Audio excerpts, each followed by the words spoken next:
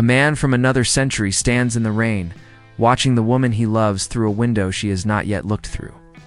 Why does he appear before their story even begins? Asterisk, picture a cold night in Inverness in 1945. Street lamps shiver in the wind.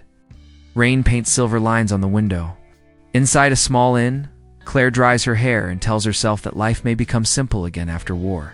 Outside, a tall Highlander in a wet plaid stands very still in the street. He does not knock. He does not call her name. He only looks up, as if time itself has carried him to this one square of light. This is the first image that Outlander ever gave us, and it is the one that never left. Who is he? Why is he here? For years, fans argued over that silent figure. Was he a dream, a warning, a shadow from the past? The show moved forward with battles and journeys and vows, but the ghost waited in the doorway of our minds. It felt like a promise that the story would return to this exact window when the circle closed. The author has said she knew the answer from the start. She has also said the man we saw was Jamie at about 25, and that the truth would make sense only. At the very end, that promise turned a quiet picture into a key that could unlock the whole story. Look again at the details the camera gave us. The man does not move the way a living man moves in the cold. Rain seems to pass through him more than run off him. He stares not at the room but at the woman, as if he recognizes a future that has not started yet. Frank steps into the street and feels a chill that is more than weather. Claire turns and the figure is gone, as if time pulled a thread back through. A needle. These are not accidents. They are marks on the road to the end, and they tell us to pay attention to stillness, to rain, and to the way a gaze can cross years. Here is how we will travel through this mystery. We'll start at that window, set the stage with what we know. Weigh the most trusted clues, and prepare for what the last season can reveal without spoiling the soul of the tale. The story of Jamie's ghost does not begin in the middle of a battle or during a grand romantic moment. It begins in a pause, a night so still you can almost hear the rain slide down stone walls. Claire is in Inverness with Frank, her husband in 1945, trying to find their rhythm again after years apart during the war. She is not looking for adventure. She is not searching for destiny. She is just unpacking her clothes in a quiet room at Mrs. Baird's guest house. Outside, a shadow moves in the fog. He is dressed like no one from 1945, a full Highland plaid. A sword at his side, boots that belong to another century. He stands in the rain without shivering. The wind tugs at his plaid, but he does not react. His gaze is fixed on the window. Where Claire moves, this is not curiosity. It is not chance. It feels like he has been waiting for her for years, maybe lifetimes. Inside, Claire feels nothing unusual. She brushes her hair. She turns to fetch something. But outside, the ghost remains, his face unreadable, yet strangely peaceful. The first time viewers meet Jamie, though we do not yet know his name, his story, or the love that will bind him to Claire. This is the only time he is seen in this form. Not alive, not dead in a battlefield, but caught between worlds. Frank, curious about movement outside, steps into the street. He sees the Highlander clearly for a moment. There is a strange pause between them, as if Frank feels the man is real, and yet something inside warns him otherwise. Then, without a sound, the figure is gone. Not walking away, not hiding, simply no longer there. Frank is left staring at empty cobblestones, and the rain keeps falling as if nothing has happened. This is the mystery that has lasted for decades. A man from the past looking at a woman from the future before their timelines. Ever cross? No explanation from Claire, no answer from Frank. No return of the ghost for seasons and seasons to come. Just one unforgettable image that seemed too important to be random. It is the first question the show ever asked us, and it still demands an answer. Asterisk, the ghost is not a mistake. It is not a leftover from a cut storyline. From the very beginning, author Diana Gabaldon planted that moment like a seed she knew would only bloom at the very end of the saga. She has said in interviews that the man outside Claire's window is Jamie Fraser, not an ancestor, not a vision, not a trick of the light. Jamie himself. She has also been clear about something that stops fans in their tracks. The ghost is around 25 years old. That is younger than the Jamie we meet when Claire first travels to the 18th century. Younger than the man who marries her. Younger than the man who survives wars and prisons and endless separation. This small fact makes the mystery stranger. If the ghost looks 25, then the moment we are seeing is not from the end of Jamie's life, or at least not from the end we imagine. Gabaldon has hinted that the ghost's appearance is tied directly to the final book, the last chapter, the last breath of Jamie's story. She has never given away the full truth, but she insists the explanation will fit perfectly once we reach it. She has also said the ghost scene was always, it's meant to be in the first episode. It is not something added later for drama. It is the first. Note, in a melody, she plans to finish playing years later. That means every detail, the rain, the silent gaze, the way Frank reacts, is part of a design. We were meant to carry this image in the back of our minds through battles, heartbreaks, and time jumps. What Gabaldon will not reveal is how Jamie's spirit can appear in 1945 before Claire ever travels back to meet him. She will not confirm. If he is dead in that moment, or if his soul has somehow stepped outside of time, she will not explain why his face is peaceful rather than desperate. Her refusal has only made the scene grow in importance, turning it from a curious opening into a question that defines the entire Outlander story. Asterisk. Ever since that rainy night in Episode 1, the Outlander fandom has treated Jamie's ghost like a puzzle with missing pieces. For years, fans have built entire castles of theory from that one quiet scene, each idea shaped by scraps of dialogue, throwaway lines, and the tiniest details in Diana Gabaldon's interviews. Some theories burn, bright for a season and fade. Others survive a decade because they fit too neatly to ignore. One of the most enduring is the time loop theory.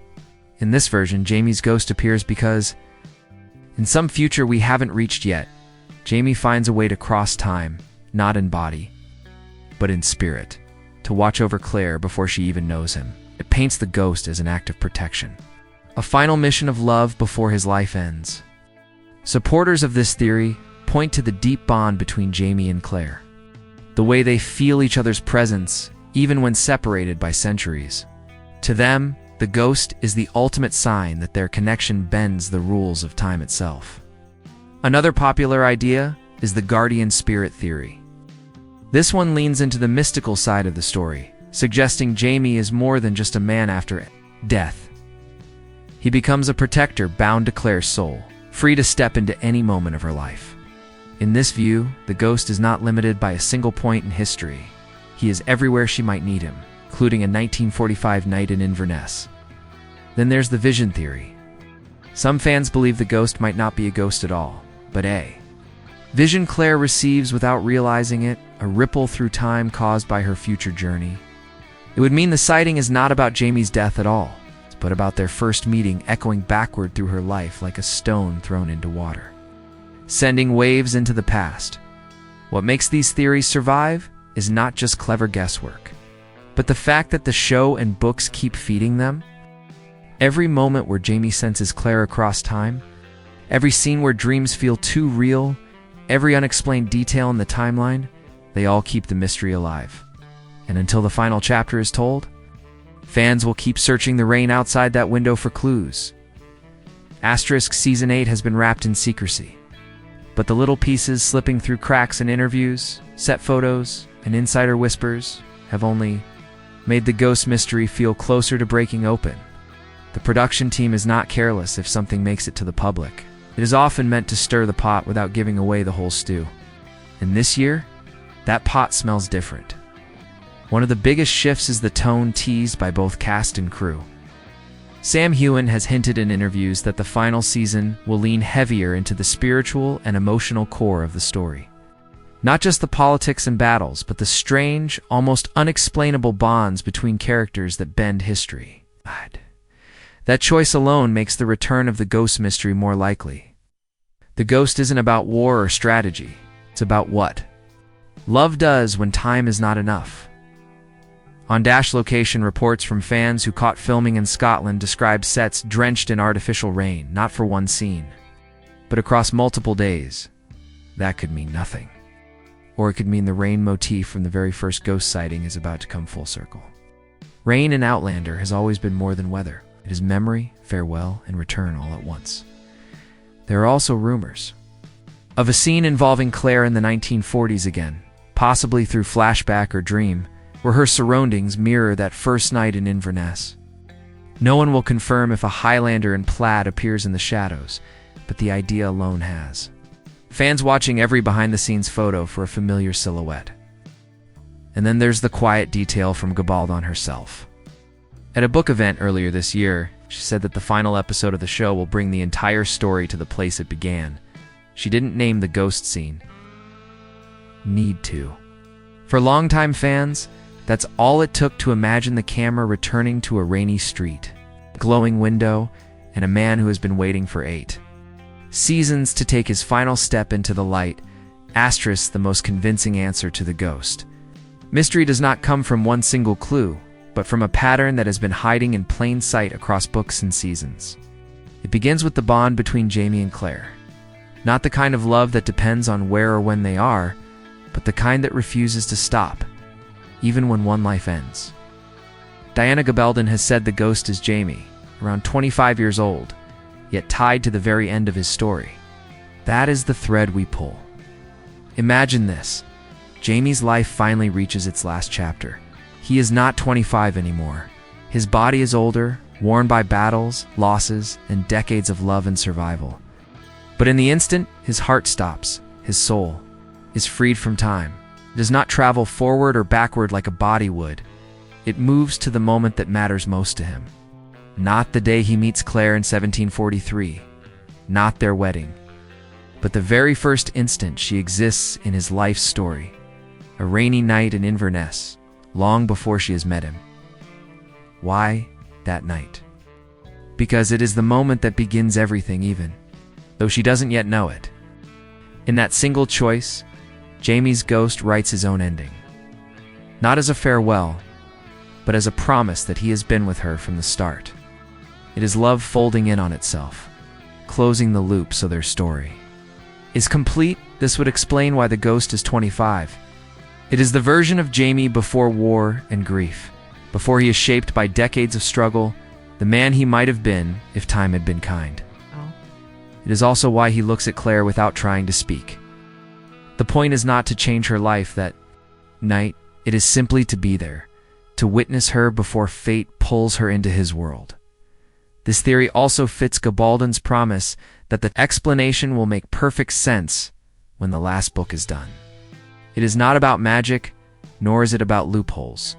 In the show's time travel rules, it is about the kind of love story that doesn't fade when the clock runs out. The ghost is not a haunting. It is a homecoming, one last step taken across the impossible distance between life and death, so that when Jamie's journey ends, it ends exactly where it was always meant to. If this is truly the answer, then the ghost is not just a clever twist for longtime viewers, it is the emotional spine that has been holding the story upright from the very first frame. It changes the way we see everything that came after. All the battles, the separations, the reunions, the heartbreak, they are no longer just the events of a love story.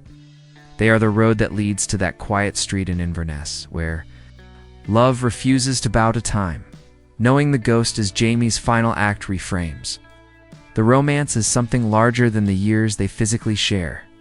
It says that love is not measured in days lived together, but in the way it chooses to remain. It turns the rainy street into a symbol, the place where their love exists outside the rules of history, touched by the losses they faced. 4. Claire, though she never learns of it in her lifetime, the ghost's presence makes her entire journey feel predestined. She was never alone. Even before she stepped through the stones, even before she knew his name, he was there, watching, waiting, choosing her. And for Jamie, the act becomes a way to keep a promise without words that nothing, not war, not death, not centuries, will keep him from finding her again. For the audience, it is bittersweet. We have spent years rooting for their survival, dreading their partings, and celebrating their reunions. The ghost tells us there will be a final parting, but that it will not be cruel. Instead, it will be the kind of ending that folds the whole story into a circle, where goodbye and hello exist in the same moment. When Season 8 closes, and the camera returns to that rainy window, the scene will no longer be a mystery. It will be a gift. A final image that tells us love is not bound by the ticking of a clock. And maybe that's why it has haunted us all this time, because deep down we wanted to believe what Jamie's ghost has been saying since the very first episode, that the truest love does not leave. It waits. It always waits.